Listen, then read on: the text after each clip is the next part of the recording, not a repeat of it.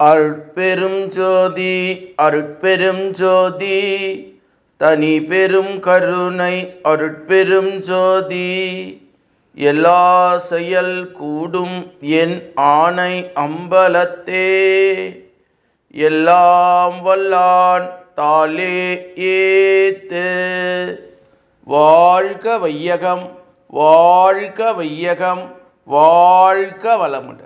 குரு வாழ்க, குருவே துணை.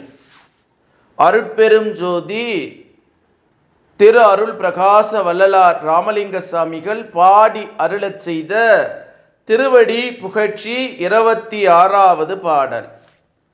பரம அற்புதம் பரம சேதனம் பசு பாச பவவனம் பரம மோட்சம் என்று வள்ளல் பெருமான் பாடியிருக்கக்கூடிய திருவடி புகழ்ச்சியினுடைய பாடல்.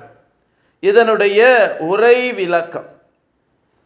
பரம அற்புதம் இயற்கைக்கு வேறான விந்தை செயல்களை அற்புதம் என்பார். இயற்கைக்கு உட்பட்டு விந்தை தோற்றங்களும் நிகழ்ச்சிகளும் அதிசயம் எனப்படும்.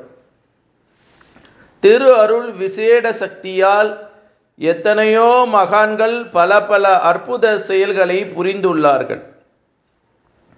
செத்தோரை உயிர்த்தெழச் செய்யும் செயல் பேர் அற்புதமாக கருதுகின்றனர் சிலர். அதுவும் திருவருளால் வெளியாகி உள்ளதை கேள்விப்பட்டுள்ளோம். இதுதான் இங்கே குறிக்கப்பட்டுள்ள பரம அற்புதமே என்றால் ஆம் என்பார் பலர், அல்ல என்பார் சுத்த சன்மார்கள்.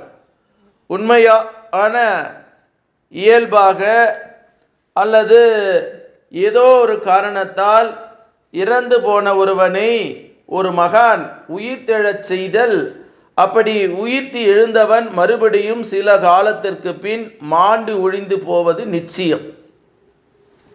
மேலும் உயிர்த்தெழுந்த அவனுக்கு முன்பை விட ஆற்றலும் அமைதியும் குறைந்து அவைத்தைகளுக்கு உரியவனாய் இருந்து துன்புறுதல் நேரும். இது இயற்கைக்கு மாறானது, நீதிமுறைக்கு விரோதமானது. மனித வாழ்வுக்கு புது வாழ்வு கொடுத்து உயர்நிலைக்கு ஏற்ப இறப்பு வழங்குவது கடவுள் ஆணையாயிருத்தலின் அதற்கு எதிராக பழைய துன்ப வாழ்வு நிலைக்கு கொண்டு வரும் உயிர்த்தெழுப்பு செயல் திருவருள் சம்மதமல்ல என்பது நிச்சயம். அப்படி ஒரு உயிரை உயிர்ப்பிக்கும் சந்தர்ப்பம் திருவருளால் நிகழ்ந்தால்